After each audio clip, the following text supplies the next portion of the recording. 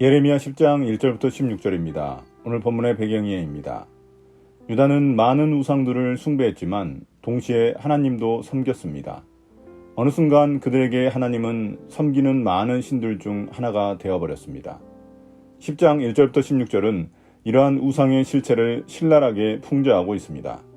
우상과 하나님을 반복적으로 대비시키면서 우상의 헛됨과 동시에 역사와 민족들의 운명을 결정하시는 유일한 분은 하나님이심을 선포합니다. 10장 1절부터 5절입니다. 우상의 헛됨. 이스라엘 백성아, 주님께서 너희에게 하시는 말씀을 들어라. 나 주가 말한다. 너희는 이방 사람의 풍습을 배우지 말아라. 이방 사람이 하늘의 온갖 징조를 보고 두려워하더라도 너희는 그런 것들을 두려워하지 말아라. 이방 사람이 우상을 숭배하는 풍속은 허황된 것이다. 그들의 우상은 숲속에서 베어온 나무요 조각가가 연장으로 다듬어서 만든 공예품이다. 그들은 은과 금으로 그것을 아름답게 꾸미고 망치로 못을 박아 고정시켜서 쓰러지지 않게 하였다. 그것들은 논에 세운 허수아비와 같아서 말을 하지 못한다. 걸어다닐 수도 없으니 늘 누가 메고 다녀야 한다. 그것들은 사람에게 재앙을 내릴 수도 없고 복도 내릴 수가 없으니 너희는 그것들을 두려워하지 말아라. 주님은 유다 백성들에게 이방인들의 종교적 풍습을 배우지 말라고 말씀하십니다. 가뭄, 홍수 등 온갖 자연재해와 하늘의 온갖 징조들 앞에 사람은 두려움을 갖습니다. 그래서 세상을 창조하시고 만물을 다스리시는 주님을 모르는 이방인들은 온갖 우상들을 만들어 숭배하며 자신들의 안전을 기원합니다. 그러나 우상은 조각가가 만들어 치장한 공예품에 불과합니다. 우상은 자기 몸도 안전하게 지탱할 수 없어 흔들리지 않도록 못과 망치로 고정해 주어야 합니다. 또한 우상은 새를 쫓기 위해 논에 세워둔 허수아비와 같아서 말할 줄도 모릅니다. 걷지도 못해서 누군가 날라다 주어야 합니다. 우상은 재앙을 내릴 수도 없고 또 복을 내려줄 수도 없는 헛된 것들입니다. 그러니 두려워할 이유가 없습니다. 10장 6절부터 11절입니다. 주님의 위대하심. 주님과 같으신 분은 아무도 없습니다. 주님은 위대하시며 주님의 이름은 크시고 권능을 지니셨습니다. 세계 만민의 임금님, 누가 주님을 두려워하지 않을 수가 있겠습니까? 주님은 공경받아 마땅한 분이십니다. 세계 만민의 모든 지혜 있는 자들 가운데에도 모든 나라의 왕들 가운데에도 주님과 같으신 분은 아무도 없기 때문입니다. 그들은 모두가 한결같이 어리석고 미련합니다. 나무로 만든 우상에게서 배운다고 한들 그들이 무엇을 배우겠습니까? 그 우상에게 얇게 펴서 입힌 그 은은 스페인에서 들여온 것이며 그 금도 우바스에서 들여온 것입니다. 우상들은 조각가가 새긴 것, 은장이가 만든 공예품입니다. 그것에다가 청색 옷과 자주색 옷을 걸쳐 놓은 것이니 모두가 솜씨 좋은 사람들이 만들어 놓은 것입니다. 오직 주님만이 참되신 하나님이시요 주님만이 살아계시는 하나님이시며 영원한 임금이십니다. 주님이 진노하시면 땅이 지진을 일으키고 그 진노는 세계 만민이 감당할 수 없습니다. 너희는 우상들에 대하여 이렇게 선언하여라. 하늘과 땅을 만들지 않은 신들은 이 땅에서 사라지고 저 하늘 아래에서도 없어질 것이라고 선언하여라. 예레미야는 앞서 언급한 헛된 우상들과 대조하여 하나님이 어떤 분이신지 강조합니다. 예레미야는 위대하고 크신 권능을 가지신 분이 주님밖에 없다고 찬양합니다. 주님은 온 세상의 왕이시며 지혜와 능력에 있어 그와 같은 분이 없기에 공경받아 마땅한 분입니다. 반면 우상들은 어리석고 미련하여 지혜를 찾을 수 없으며 가르침을 구할 수도 없습니다. 우상의 본 모습을 가린 값비싼 장식들은 모두 사람의 손에서 나온 것들입니다. 기술공과 은장색은 다른 나라에서 가져온 은과 금으로 우상을 화려하게 장식하고 왕이나 제사장들이 걸치는 푸른 자줏빛과 붉은 자줏빛 천으로 옷을 입힙니다.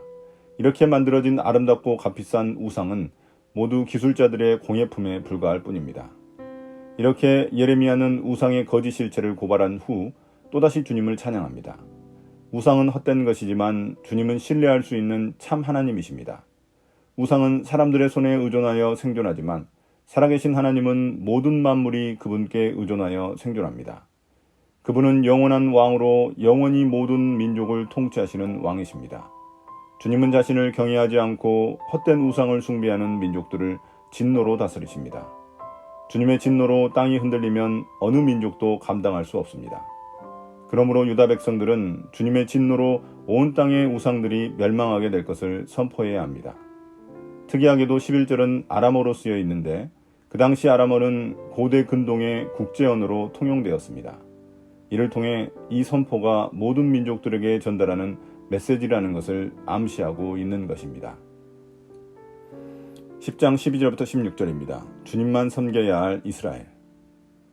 권능으로 땅을 만드시고 지혜로 땅덩어리를 고정시키시고 명철로 하늘을 펼치신 분은 주님이시다. 주님께서 호령을 하시면 하늘에서 물이 출렁이고 땅끝에서 먹구름이 올라온다. 주님은 번개를 일으켜 비를 내리시며 바람 창고에서 바람을 내보내신다. 사람은 누구나 어리석고 지식이 모자란다. 은장이는 자기들이 만든 신상 때문에 모두 수치를 당한다. 그들이 금속을 부어서 만든 신상들은 속임수요. 그것들 속에는 생명이 없기 때문이다. 그것들은 허황된 것이요 조롱거리에 지나지 않아서 벌을 받을 때에는 모두 멸망할 수밖에 없다. 그러나 야곱의 유산이신 주님은 그런 것들과는 전혀 다르시다. 그분은 만물을 지으신 분이시요 이스라엘을 당신의 소유인 지파로 삼으신 분이시다. 그분의 이름은 만군의 주이시다. 예레미야는 다시 주님을 찬양합니다. 주님의 창조 능력을 강조합니다. 땅과 하늘과 이 세상은 주님이 권능과 명철과 지혜로 만드신 것이기에 그 안에서 살아가는 사람들은 모두 그분의 능력과 모두 그분의 권능과 명철과 지혜를 찬양해야 합니다. 창조주 하나님은 인간이 살아갈 수 있도록 비를 내려주시는 분이십니다. 주님이 천둥과 같은 큰 음성으로 명령하시면 하늘이 출렁이고 먹구름이 올라와 비와 바람이 일어납니다.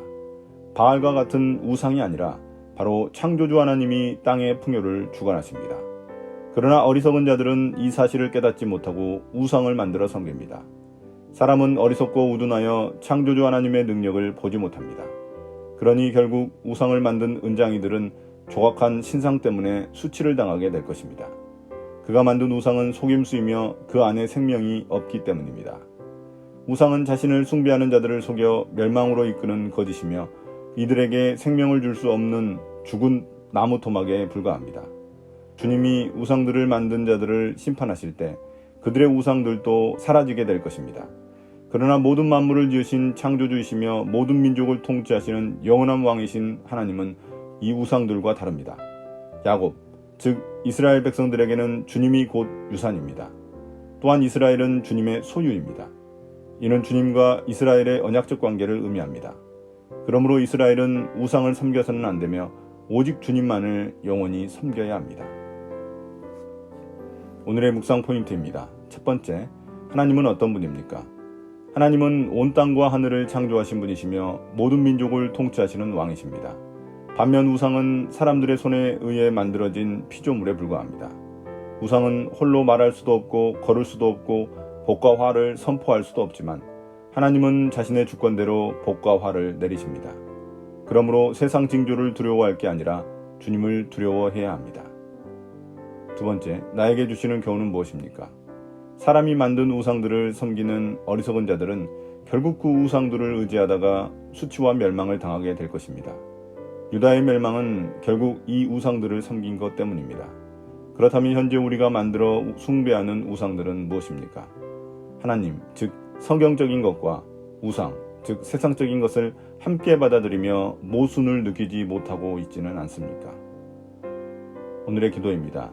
주님, 우상의 헛됨을 깨닫고 내 안에 숨겨진 우상들을 버리고 오직 주님만을 따르기 원합니다. 예수님 이름으로 기도드립니다. 아멘.